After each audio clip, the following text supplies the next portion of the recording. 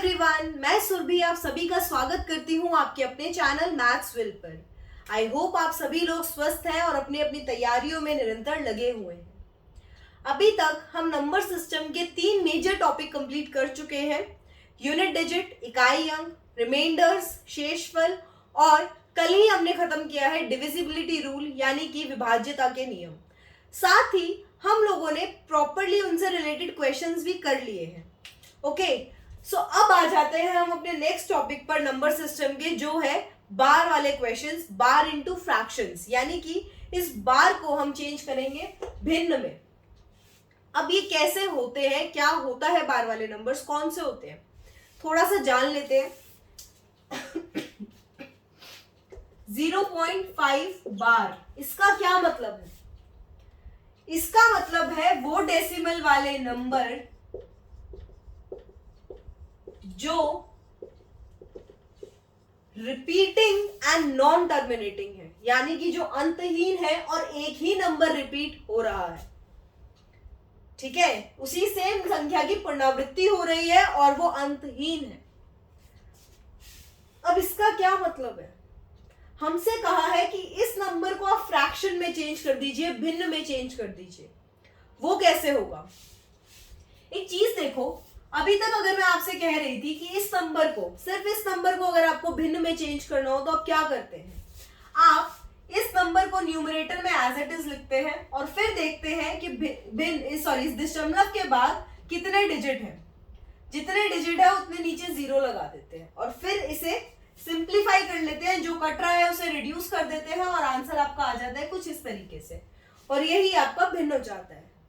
लेकिन क्या आप इसे इस फॉर्म में लिख सकते हैं?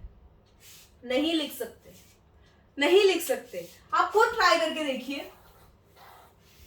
अगर आपने ये किया और इसके बाद अगर आपने चेंज करने की कोशिश की तो क्या होगा? 5 5 5 5 टिल इंफिनिटी डिवाइडेड बाय 1 और कितने जीरो? जितने इंफिनिटी तक 5 है। क्या ये काटना आसान है? क्या इसको सिंप्लीफाई कर सकते हो आप? नहीं कर सकते, और ये कोई भी नंबर ऐसे फॉर्म में नहीं लिखा जा सकता। तो क्या करेंगे फिर? आप क्या करेंगे? आप इसे कुछ और तरीकों से सॉल्व करेंगे। इसे तो आप सॉल्व नहीं कर सकते। आप खुद देखिए, जब तक 5/10 था तब तक ये 1/2 आ रहा था। जैसे ही ये 55/100 हो गया, क्या ये 1/2 आ रहा है? नहीं, तब ये 11/10 आ रहा है। इसका क्या मतलब है? नहीं है ना पॉसिबल। तो अभी इसको आपको पता ही नहीं लगा सकते क्या होगा, एक पैटर्न भी फॉलो नहीं हो रहा है। इसके लिए हमारे पास कुछ टेक्निक्स है, कुछ मेथड है और साथ में कुछ ट्रिक है। सबसे पहले ट्रेडिशनल मेथड देखेंगे कि कैसे होता है ये सॉल्व, उसके बाद मैं आपको इसकी ट्रिक समझाती जाऊंगी। ठीक है, तो अगर मैं इसे यहाँ पे हम नोट कर लेंगे कुछ, फिलहाल इतना समझ में आ रहा है। अगर मैं इसे इज इक्वल टू एक्स लिख दूं, अगर मैं इसे इज इक्वल टू एक्स लिख दूं, तब क्या है? तब क्या होगा? तब ये नॉर्मल लिखा हुआ है। अब एक चीज देखिए, अगर मुझे इस दशमलव को यहां लेके जाना है तो हम क्या करेंगे? हम इस पूरी इक्वेशन को इंटू 10 कर दूं तो क्या होगा? यहां तो ये बन जाएगा 10x और यहां ये दशमलव कूद के यहां आ जाएगा। अब ये तो आ गया, लेकिन ये कहां तक जाएगा? खुद बताइए, ये कहां तक जाएगा? देखिए, अगर आपने बेशक, ये बेसिकली अंतहीन है, तो अंतहीन से आपके दिमाग में क्या आता है? अंतहीन से क्या आता है सबसे पहले दिमाग में? आकाश, जिसमें अंतहीन अनगिनत सितारे हैं। अगर उसमें से एक सितारा टूट भी गया तो क्या आकाश खाली हो जाता है? नहीं होता, उसमें तब भी अनगिनत सितारे ही रहते हैं। तो यहां पर भी कुछ ऐसा ही हिसाब है कि हमने अगर इसमें से एक सितारा बाहर निकाल भी लिया तो भी इस आकाश को कोई फर्क नहीं पड़ा, ये तब भी ऐसा ही रहा। तो कृपया करके ऐसा दिमाग ना लगाएं कि अगर इसमें से हमने एक निकाल लिया तो या इंफिनिटी -1 हो जाएगा। ऐसा पॉसिबल नहीं है, बिल्कुल भी नहीं है। तो ये आया समझ में? अब इसे अगर आप कंसाइज फॉर्म में लिखेंगे तो कुछ ये ऐसा नहीं आ जाएगा। आ गया? एक चीज का ध्यान हमेशा रखना, एक ये कंसेप्ट है जहां मिस्टेक पॉइंट होता है कि जैसे ही आप इसको 10 से मल्टीप्लाई करते हैं आप यहाँ -1 लिखने की कोशिश करते हैं, ऐसा कभी नहीं होता है। दूसरी चीज, बार में से हमेशा बार ही माइनस हो सकता है, यानी कि अगर आपके पास 7.5 बार लिखा हुआ है और 0.15 बार लिखा हुआ है और इसे आप माइनस करने की सोचो तो ये माइनस नहीं हो सकता। कोई भी ऐसा दिमाग मत लगाना कि इसको आप ऐसे करके लिखो और फिर सॉल्व करने की कोशिश करो, ये पूरी तरीके से गलत है। आपको इसको सॉल्व करने के लिए यहां पे और यहां पर दोनों जगह सेम जगह पे बार ही चाहिए। आया समझ? तो इस चीज को ध्यान में रखेंगे, ये आपको आगे काम आएगा। नेक्स्ट, अब क्या है, आपके पास x है, आपके पास 10x है और आपके पास कुछ ऐसी वैल्यूज है। क्या आप 10x माइनस x कर दें तो ये कुछ ऐसा नहीं बनेगा, 0.5 बार, कुछ ऐसा बन गया। यहां क्या बना, यहां बना 9x और यहां बन गया 5। जैसे ही आपने 5/5 बार माइनस 0.5 बार को माइनस किया तो ये 5.0 आ गया, तो ये हो गया 5 के बराबर, तो ये 5 के बराबर। तो x की वैल्यू क्या आ गई, 5/9, जो किसके बराबर था, x किसके बराबर था, 0.5 बार के। तो क्या हम इससे ये कह सकते हैं कि 0.5 बार 5/9 के बराबर है? क्या हम ये बात कह सकते हैं? बिल्कुल कह सकते हैं। अगर यहाँ पे 5 की जगह कोई और नंबर होता तब क्या यहाँ पे किसी चीज पे फर्क पड़ता? नहीं पड़ता। आप खुद देख लीजिए, अगर यहाँ पर 5 की जगह पर 2 होता तो ये सारे 2 2 2 2 हो जाते, फिर उस हिसाब से ये 2.2 बार हो जाता, उसके हिसाब से यहाँ पे कुछ ऐसा होता और यहाँ बचता 2, तो हमारे पास आंसर क्या आता इसका, 2/9।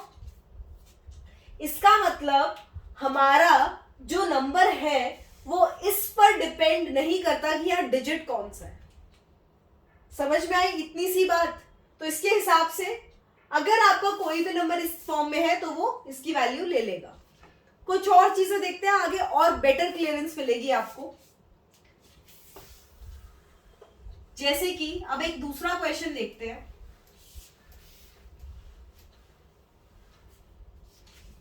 वो क्या कहता है कि अगर 0.41 बार को अब आपको फ्रैक्शन में चेंज करना है, 0.41 बार है, अब की बार ये 2 डिजिट पे बार है, तो अब कैसे सॉल्व करेंगे? इसे मैं x मान लूं।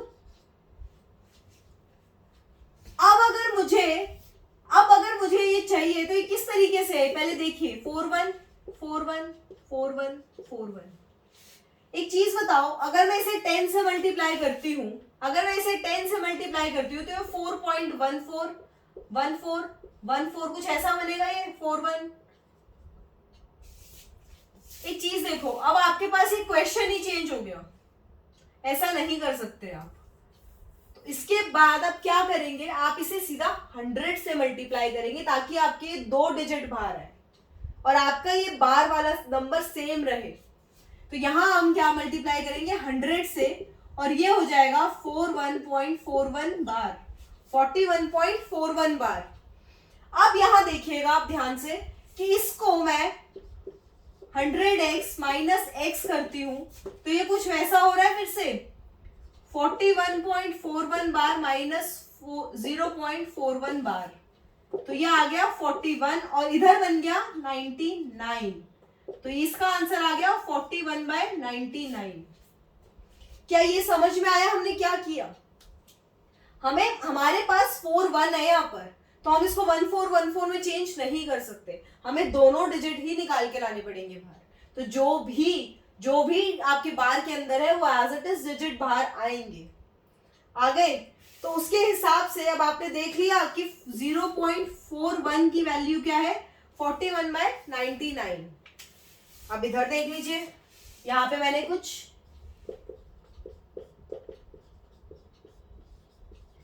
यहां से आपको कुछ रियलाइज हो रहा है कि जो भी नंबर है जो भी नंबर है अगर एक के ऊपर बार था तो वो वही नंबर और उसके नीचे 9, जब 2 के ऊपर बार हुआ तो दोनों नंबर और उसके नीचे 2 9।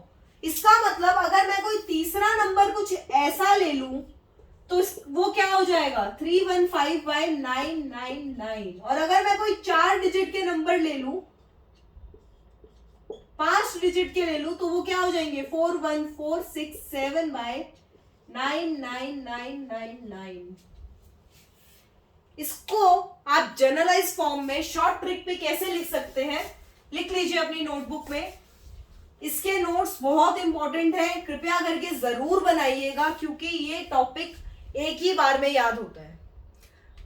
ऑलमोस्ट सारे आपके नंबर सिस्टम के ऐसे टॉपिक्स हैं कि अगर आप एक ही बार में उसे प्रॉपर्ली समझ ले तो आपको बहुत ज्यादा रिवीजन की जरूरत नहीं है, लेकिन एटलीस्ट समझो तो सही। तो उसे समझने के लिए क्या होता है, आप क्लास में फोकस करें और साथ ही आपके नोट्स प्रॉपर बने हो ताकि एक झलक में ही आपको याद हो जाए। ओके, सो यहां पर देखिए जनरलाइज फॉर्म क्या कहती है हमारी। यदि हमारे पास कुछ ऐसा नंबर है तो वो हो जाएगा a/9। हमारे पास AB है तो वो हो जाएगा AB/99। ABC है तो हमारे पास हो जाएगा ABC/99 एंड सो ऑन। ऐसे ही बढ़ता जाएगा। ये आपका जनरलाइज फॉर्म है, आप इसके स्क्रीनशॉट ले सकते हैं प्रॉपर्ली और अपने नोटबुक में नोट भी कर सकते हैं। इतना समझ में आ गया। अभी तक हमने क्या बात की है, अभी तक हमने सिर्फ 0 पॉइंट वाले नंबर्स की बात की है। अभी तक हमने सिर्फ 0 पॉइंट से बात की है। अब थोड़ा सा और आगे बढ़ते हैं। ये चीज समझ में आनी इंपॉर्टेंट थी, इतना समझ में आ गया। अब इसी में और कुछ देखते हैं। अगर सपोज कीजिए क्वेश्चन आपका कुछ ऐसा होता 1.2 बार, तब आप इसे कैसे चेंज करते? ध्यान दीजिए, क्या आप इसे ऐसे लिख सकते हैं? भाई हम बार वाले नंबर को नहीं छेड़ सकते, लेकिन इसके बाहर जो नंबर है इसे तो छेड़ ही सकते हैं ना। इसमें तो कुछ ऐसा नया नहीं है। तो अब इसके आप कैसे सॉल्व करेंगे इसे? 1 + 2/9 हो गया ये। भाई एक के ऊपर बार है उसके हिसाब से 2/9 हो गया। इसे सॉल्व कीजिए 9 + 2/9। ये 9 यहां जाएगा, मल्टीप्लाई हो जाएगा। इन केस किसी को ना पता हो तो 11/9 आ गया आपका आंसर। आसान था, कोई इश्यू बिल्कुल नहीं। इसे कन्वेंशनल मेथड, इसे ट्रेडिशनल मेथड से सॉल्व करके आप लोग अपनी नोटबुक में जरूर देखेंगे।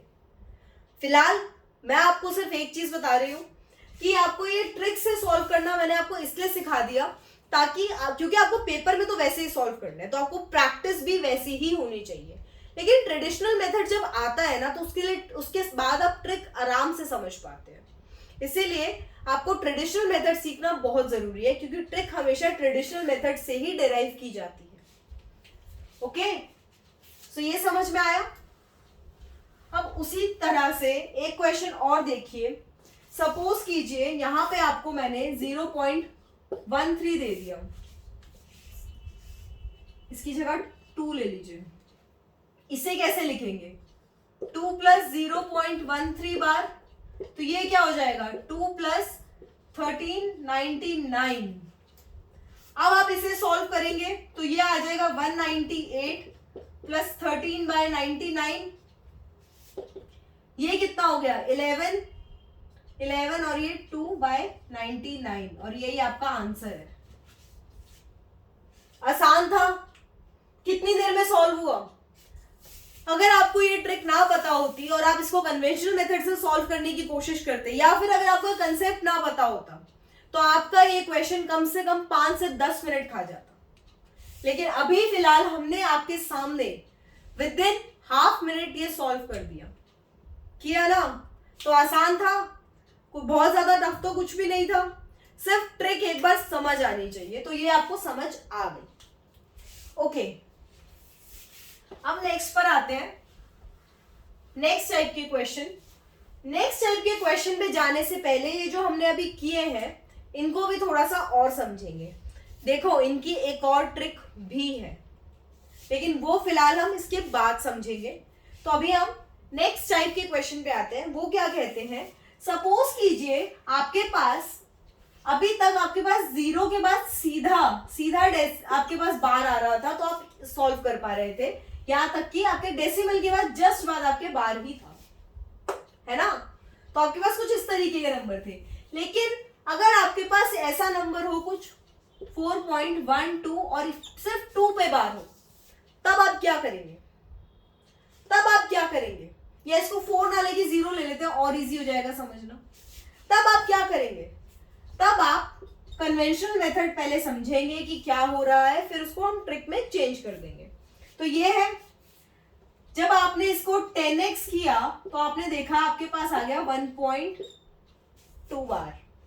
अब आपने देखा कि अभी तक हम क्या कर रहे थे, जब आपके पास वो वाली ट्रिक थी 0.2 बार वाली, तब ये तो x के बराबर हो जाता था और फिर आप 10x लेकर आते थे ताकि आपके पास ये कुछ ऐसा नंबर है, ताकि पॉइंट के बाद सीधा आपके पास बार वाला नंबर हो। लेकिन यहाँ पे आप इस 10x में से x माइनस नहीं कर सकते, क्योंकि यहाँ पर बार पॉइंट के बाद जस्ट बार का नंबर है और यहाँ पर ये 1 है जो इस पे बार नहीं है, और ये माइनस नहीं हो सकता, मैंने आपको अभी ही बताया। तब अब क्या करेंगे, अब आप क्या कर जाएंगे, आप क्या करेंगे, आप एक 2 और इससे बाहर ले लेंगे जैसे हम अभी तक लेते थे।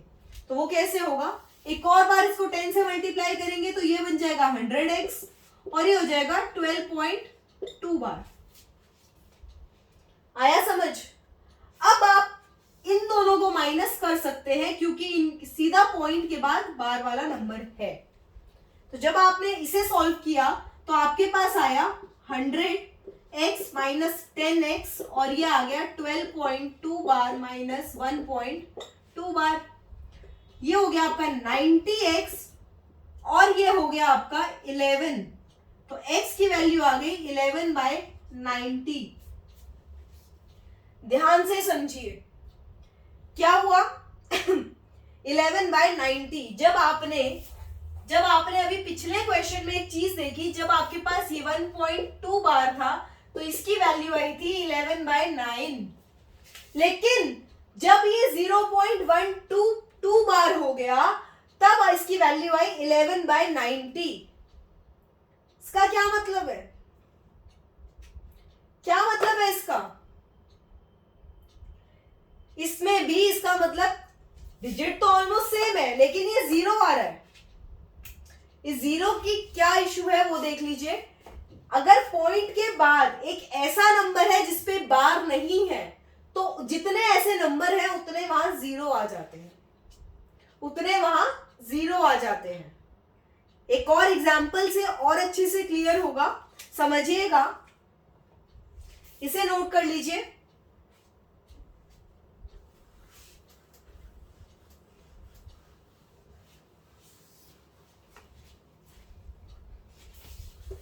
वन 1.213 बार। जब आप इसे सॉल्व करते हैं तो आपकी क्या वैल्यू है, ये x के बराबर है। अब हमारे पास हमें डेसिमल के जस्ट बाद बार वाला नंबर चाहिए, तो हम क्या करते हैं, इसे 100 से मल्टीप्लाई करेंगे क्योंकि यहाँ 2 डिजिट है। तो मैंने इसे 100 से मल्टीप्लाई किया तो ये हो गया 121.3 बार।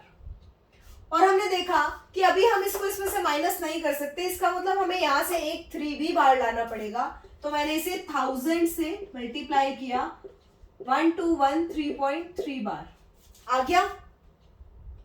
अब आप क्या करेंगे, अब आप इसको इसमें से माइनस कर देंगे तो ये कुछ ऐसा बनेगा 1000x माइनस 100x, 1000 माइनस 100 और इधर ही हो जाएगा 1213.3 बार माइनस 121.3 बार।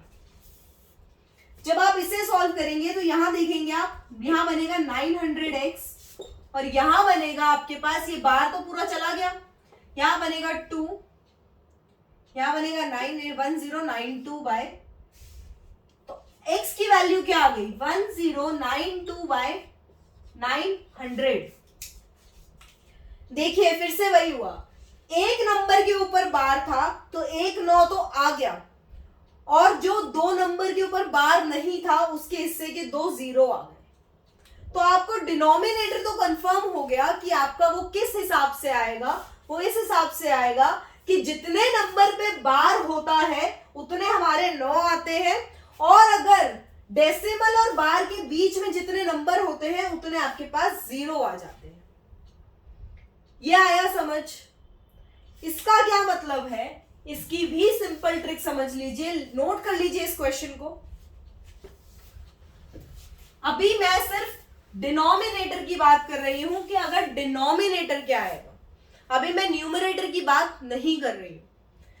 तो इसका मतलब अगर मैं यहां पे कुछ 0 पॉइंट ए बी और सी बार लिखूं तो न्यूमरेटर कुछ भी हो, न्यूमरेटर में आपने देखा अभी वो डिफरेंट आ रहा था, अब की बार वो सेम नहीं था। यहाँ पे 1.213 बार में आपका आंसर 1092/900 कुछ ऐसा आया था ना, कोई मैच नहीं है। तो इसका मतलब न्यूमरेटर का नहीं पता, लेकिन डिनोमिनेटर क्या कह रहा है कि जितने नंबर पे बार है उतने तो 9, और जितने नंबर पे बार नहीं है डेसिमल और इसके बीच में, अगर यहाँ पे कुछ भी हो x y z, हमें इससे कोई मतलब नहीं है, हमें सिर्फ ये डेसिमल और बार के बीच के जो नंबर है उतने नंबर के हिसाब से 0 लगाना है। इतनी सी बात समझ में आई? इजी था, ये समझ में आ गया? इसे आप अपनी भाषा में नोट करना चाहे कर लीजिए, वरना एक बार आप पूरी ट्रिक समझ लीजिए, फिर आपको समझ आ जाएगा। या आप नोट जरूर कीजिएगा कि जितने बार होते हैं उतने 9 आते हैं, और जितने यहां पे क्योंकि 0 था, मतलब कि ये पॉइंट के बाद कोई भी ऐसा नंबर नहीं था जिसपे बार ना हो, तो यहां पे एक भी 0 नहीं है। अब न्यूमरेटर की वैल्यू निकालते हैं, वो कैसे निकालते हैं समझिएगा। अभी आपने एक क्वेश्चन किया है 1.213 बार, ये किया है। तो अगर मैं इसको ट्रिक से करवाना चाहूं तो ये ट्रिक क्या कहती है मेरी, कि इसका जो डिनोमिनेटर होगा वो क्या होगा, एक नंबर पे बार है तो 1 9, दो नंबर बीच में ऐसे हैं डेसिमल के और बार के जिन पे बार नहीं है, तो उनके हिसाब से 2 0, और ये ऊपर क्या नंबर आएगा, ये ऊपर मैं आपको समझाती हूं। आप क्या करेंगे, ये पूरा नंबर लेंगे 1213 माइनस जितने पे बार नहीं है वो, यानी कि 121। आपको डेसिमल से कोई लेना देना नहीं है, एक बार बार के साथ लेंगे, एक बार बार के बिना लेकर देखेंगे, और ये आपका आंसर। इसे आप जब सॉल्व करेंगे तो आपका आंसर क्या आएगा, 1092/900। चेक कर लो, पिछली बार हमने ट्रेडिशनल मेथड से यही आंसर निकाला था। ट्रिक आई समझ में? इजी था? कितना मुश्किल था ये? कितनी देर में सॉल्व हुआ? अभी जो हमने किया, हमने उसमें तकरीबन 2 से 3 मिनट लिए, और यहां कितना टाइम लिया, आधा मिनट। यही आपकी ट्रिक थी। तो 1-2 क्वेश्चन और देखते हैं इसके ऊपर, एक और देख लेते हैं। अभी आपने किया था कुछ ऐसा क्वेश्चन 1.2 बार। कहोगे मैम ये तो आपने 1 मिनट में करना सिखा दिया था। मैं कहूं कि अगर मैं इसे आधे मिनट में भी कर सकती हूं तो कैसे? देखो ये फिर वैसे ही है, आपको दिख रहा है डेसिमल और बार के बीच में कोई नंबर नहीं है, तो इसका मतलब 0 तो 1 भी नहीं आएगा, और बार के अंदर कितने नंबर है, 1, तो 1 9। अब यहां क्या करना है, कुछ भी नहीं, सिर्फ एक बार ये पूरा नंबर लेंगे 12, और एक बार बार के बिना वाला नंबर लेंगे ये, तो 1 11/9। यही आंसर आ रहा था आपका, यही आंसर आ रहा था आपका। उस हिसाब से अगर मैं आपको एक क्वेश्चन और दूं 4.12 बार, इसे आप कैसे सॉल्व करेंगे? ध्यान से देखना। आप डिनोमिनेटर में सबसे पहले तो उतने 9 जितने नंबर बार के अंदर है, तो बार के अंदर एक नंबर है, सिर्फ एक, तो यहां मैंने 1 9 लगा दिया। अच्छा, डेसिमल और बार के बीच में कितने नंबर है, यहाँ पे तो एक भी नहीं था, यहाँ पे एक है, तो एक 0।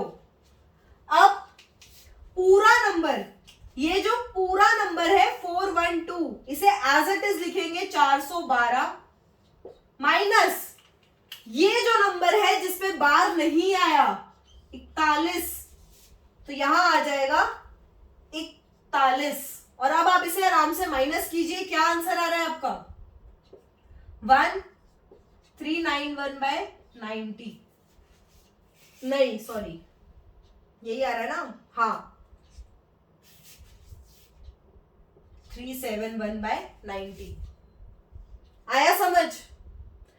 इसको आप कन्वेंशनल मेथड से करके देखिए, आपका आंसर यही आएगा, कुछ नहीं है, सिंपल। 412 माइनस 41, तो ये एक बच गया और ये 371 बच गया, सिंपल यहां लिखा और ये 90 हो गया। 90 कहां से आया सिर्फ ये समझना है, इसे तो आप फिर भी याद कर ही लेंगे, है ना आसान। कुछ ऐसा जो ना समझ में आया हो, इसी को कहते हैं ट्रिक। एक्चुअली ये होती है ट्रिक, जब आप एक क्वेश्चन को जहां आप 5 मिनट में बाकी लोग सॉल्व कर रहे हैं, वहां आप इसे 2 मिनट में सॉल्व कर, 2 मिनट में भी नहीं, रादर 5 से 10 सेकंड में सॉल्व कर पाए, और आप वही कर भी रहे हैं। तो अब आपके लिए कुछ होमवर्क क्वेश्चन दे दे। यार ये तो बहुत आसान है, आपको मुश्किल से 2 या 3 मिनट लगेंगे, आप होमवर्क क्वेश्चन कर सकते हैं और इससे आपका कंसेप्ट ही स्ट्रांग होगा। हिंदी वाले बच्चे कृपया ध्यान दिए, बेशक मैंने बाहर की हिंदी नहीं ढूंढी और मुझे सच बताओ पता भी नहीं थी, लेकिन गाइस पेपर में आपको बार तो हमेशा ऐसे ही लगा दिखेगा ना, तो आपको पता होगा क्वेश्चन क्या कह रहा है, ठीक है। तो इसलिए घबराने वाली कोई भी बात नहीं है और नाराज भी मत होना प्लीज। लेकिन हाँ, ये तरीका आप समझने की कोशिश कीजिए, कंसेप्ट समझ में आना जरूरी है, भाषा नहीं। आई बात समझ में। तो कुछ होमवर्क क्वेश्चंस देख लीजिए, जैसे कि इसे चेंज करेंगे आप, convert numbers into fraction. B part है, सिर्फ 2 ही क्वेश्चन दे रही हूं। बी पार्ट है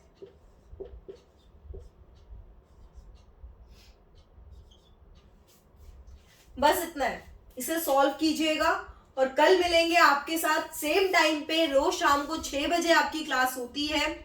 आप लोग प्लीज इतना टाइम निकाल सकते हैं कि आप क्लास को लाइव देखने की कोशिश करें, क्योंकि लाइव क्लास में एक्चुअली मैं आपके साथ प्रीमियर के टाइम पे मौजूद रहती हूं, तो आप ऑन द स्पॉट भी मुझसे कनेक्ट कर सकते हैं।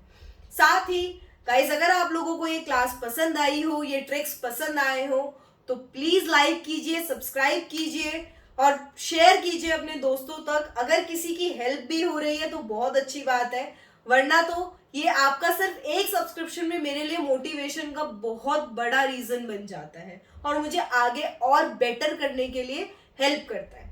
तो गाइस प्लीज हेल्प कीजिए, बाकी अपनी तैयारी में लगे रहिए, बिल्कुल गैप मत आने दीजिए। पेपर जब भी हो, लेकिन आप बिल्कुल तैयार होने चाहिए, दूसरे मौके की वेट मत कीजिएगा, एक ही बार में जॉब लेंगे। ओके, सो कल मिलते हैं सेम टाइम पे, तब तक थैंक यू।